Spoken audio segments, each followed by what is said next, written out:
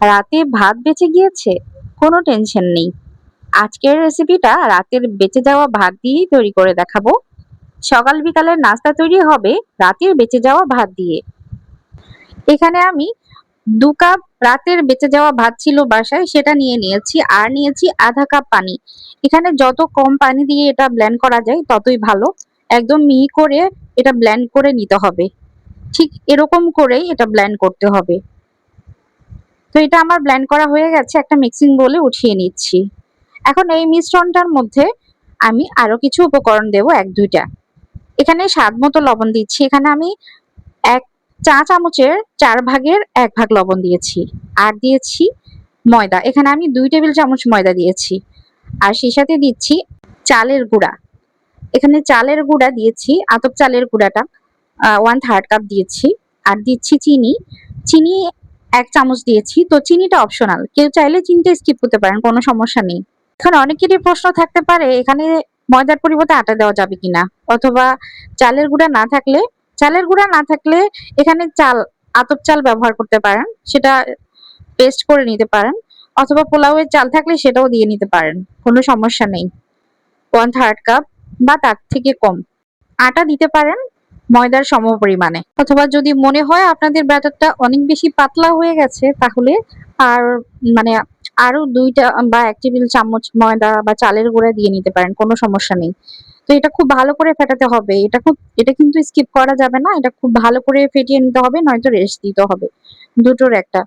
এটা আমি প্রায় ১০ মিনিট পর্যন্ত এভাবে ফেটিয়েছি। তো আপনারা হয়তোবা ১০ মিনিট রেস্টে রাখবেন, নয়তোবা এরকম ফেটিয়ে নেবেন। তো এটা আমার ফেটানো হয়ে গেছে, আমি চুলায় চলে এসেছি। চুলায় আমি হালকা করে একটু তেল ব্রাশ করে দিয়েছি যাতে নিচে লেগে যায়।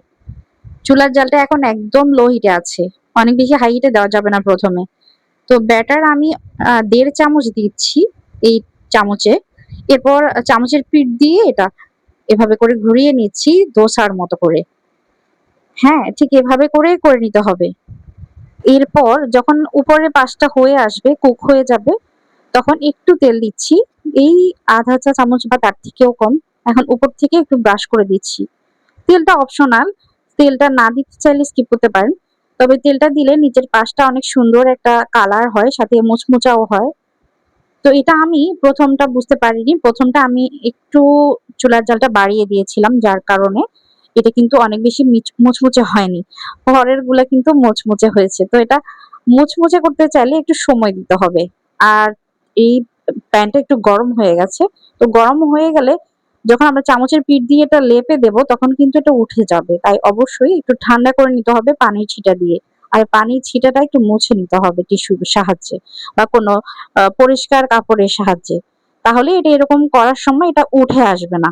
নয়তো কিন্তু উঠে যাবে। আর এটা করার সময় চুলার জালটা একদম লো হিটে রাখবেন। আর এরপর একটু চুলার জালটা মিডিয়াম হিটে করে নেবেন। অনেক বেশি হাই হিটে করলে এটা মুচমুচে হবে না। একটু তেল দিয়ে দিচ্ছি আর একটু সময় নিয়ে আমি এটা ভাজবো, যাতে নিচের পাশটা ক্রিস্পি হয়ে যায়। এই যে দেখেন, এটা কিন্তু পারফেক্ট ভাবে ক্রিস্পি হয়েছে। দেখে হয়তোবা বুঝতে পারছেন। তো এরকম করে ক্রিস্পি করে নামিয়ে নেবেন। প্রয়োজনে ২ টা প্যান ব্যবহার করবেন ২ পাশে। তাহলে খুব দ্রুত হয়ে যাবে। আর নিচের পাশটা দেখেন কতটা ক্রিস্পি। আর এই পিঠাগুলো খেতে কিন্তু অনেক বেশি মজা। তো এটা পিঠা বলেন কিংবা দোসা বলেন, ভীষণ মজা লাগে খেতে।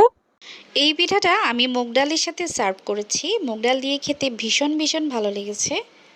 তো আমাদের আজকের এই সহজ রেসিপিটা, সকাল বিকালের নাস্তাটা রাতের বেঁচে যাওয়া ভাত দিয়ে, এই আইডিয়াটা আপনাদের কাছে কেমন লেগেছে কমেন্ট করে জানাবেন। আর এই পিঠাগুলো যদি আপনারা বাসায় ট্রাই করেন, সেটাও কমেন্টে লিখে জানাতে পারেন।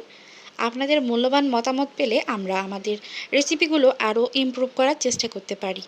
আপনাদের মতামত যদি না জানি, তাহলে আমরা কিভাবে আমাদের এই রেসিপি বা ভিডিওগুলো ইমপ্রুভ করব বলুন। তো আজকে এখানেই বিদায় নিচ্ছি, ইনশাল্লাহ আবার দেখা হবে।